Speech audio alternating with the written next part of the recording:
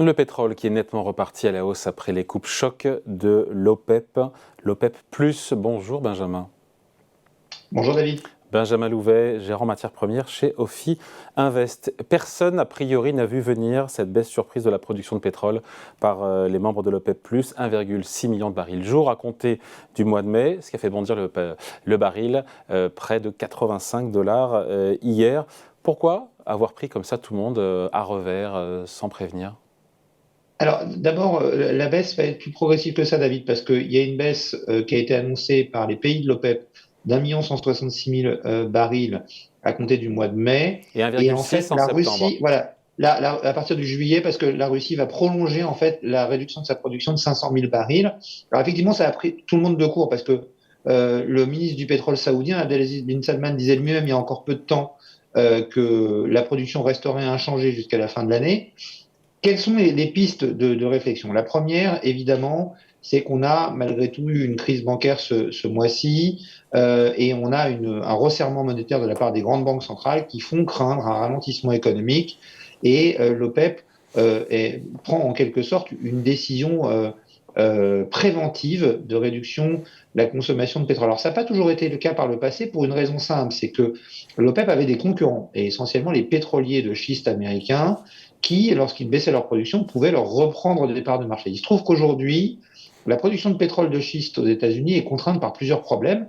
La remontée des taux de financement, le manque de main-d'œuvre, la hausse du coût des matières premières, et puis peut-être un peu moins de gisements. Et puis une dernière chose, la volonté des investisseurs de gagner de l'argent parce qu'ils ont fait beaucoup d'activités quantitatives visant à augmenter la production, mais pas forcément très profitables. Aujourd'hui, les exigences des investisseurs sont beaucoup plus fortes. Donc, comme aujourd'hui l'activité de shale aux États-Unis est contrainte, eh bien l'OPEP reprend un peu son rôle de banque centrale du pétrole et montre sa puissance quelque part aujourd'hui en faisant cette coupe préventive qu'elle n'aurait peut-être pas fait habituellement. Et puis il y a un dernier point, je pense, David, qu'il faut souligner, c'est que je crois aussi que ça acte de plus en plus une prise d'indépendance de l'Arabie saoudite par rapport aux États-Unis et l'envoi d'un message qui est aujourd'hui le monde devient multipolaire, vous n'êtes plus notre seul client, la Chine prend de plus en plus d'importance, l'Inde également, et donc il y a un peu plus de détachement et un peu plus, un peu comme un adolescent qui ferait sa crise d'adolescence et qui décide de prendre un peu d'indépendance par rapport aux exigences habituelles. Et donc, l'OPEP se sent aujourd'hui en position de force pour prendre une décision de ce type-là et abaisser sa production. La Banque centrale du pétrole, je note pour l'OPEP l'image. D'un point de vue donc géopolitique, parce que vous avez raison d'en parler aussi, donc c'est un revers quelque part pour les États-Unis au travers du message qu'envoie l'Arabie saoudite aux Américains et un soutien aussi implicite à la Russie. Alors, c'est un revers, effectivement, pour les États-Unis, mais en même temps, j'ai envie de dire qu'il y avait quelques éléments qui pouvaient laisser sentir ce point venir parce que l'Arabie saoudite a été assez agacée par l'attitude des Américains. Il faut savoir que l'année dernière, le prix du pétrole est beaucoup monté, mais il aurait pu monter encore davantage si les gouvernements des pays occidentaux, les États-Unis en tête, n'avaient pas utilisé une partie de leur stock stratégique qu'elles ont remis sur le marché de façon à aider à équilibrer le marché de façon plus efficace et donc maintenir les prix du pétrole à des niveaux entre guillemets raisonnables, en tout cas pas les voir s'envoler à des prix absolument insupportables. Et la contrepartie de ça, ce qui faisait moins de revenus pour les pays de l'OPEP, c'était de se dire, bah, une fois que la crise sera terminée, les États-Unis vont reconstituer leur stock stratégique, ça va faire de la demande supplémentaire, et donc à l'inverse, le prix baissera moins.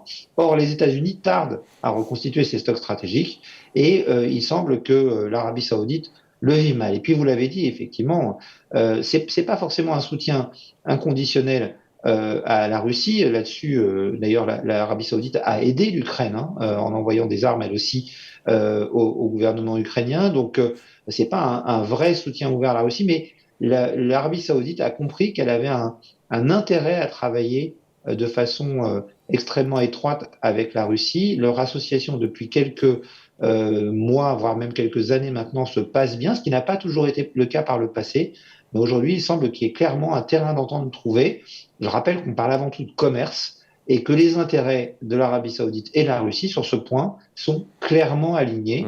Donc il y a un repositionnement clair de l'Arabie Saoudite au milieu de ce jeu aujourd'hui international et géopolitique. Ouais, Benjamin, on aurait pu commencer par ça, mais 1,6 million de barils jour, c'est pas non plus l'épaisseur du trait, hein, quand on coupe à ce niveau-là.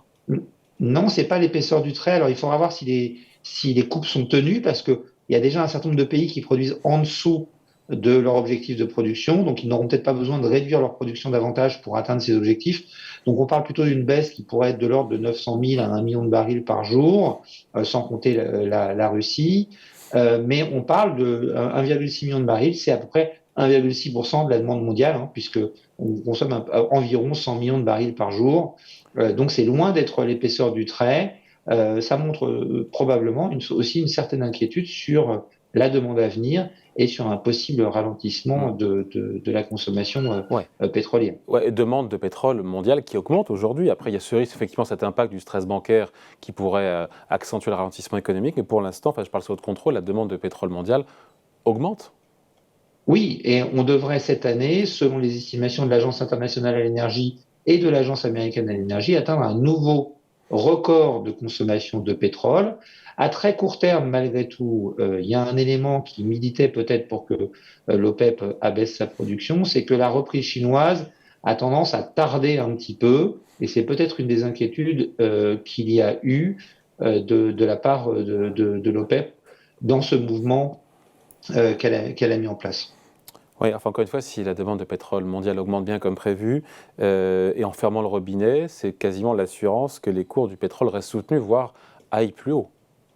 Oui, alors il faut bien voir que même avant même cette décision, qui intervient en plus à un moment un peu particulier, parce qu'on arrive dans la partie de l'année où là actuellement les raffineries sont en maintenance avant d'attaquer le cœur de la saison qu'on appelle la driving season aux États-Unis, qui est le moment en fait où beaucoup de gens partent en vacances, et donc on a une augmentation traditionnellement pendant la période d'été de la consommation pétrolière. Donc ça peut paraître bizarre de réduire à ce moment-là de l'année la consommation de pétrole. Mais on a clairement un risque de voir le prix du pétrole augmenter. Mais on a déjà eu l'occasion d'en parler ensemble, David. Nous, on est clairement convaincus chez Ophi Invest AM que dans la deuxième partie de l'année, le prix du pétrole devrait sérieusement remonter, puisque la consommation devrait accélérer avec la reprise chinoise et avec ce cœur de saison de consommation que j'évoquais.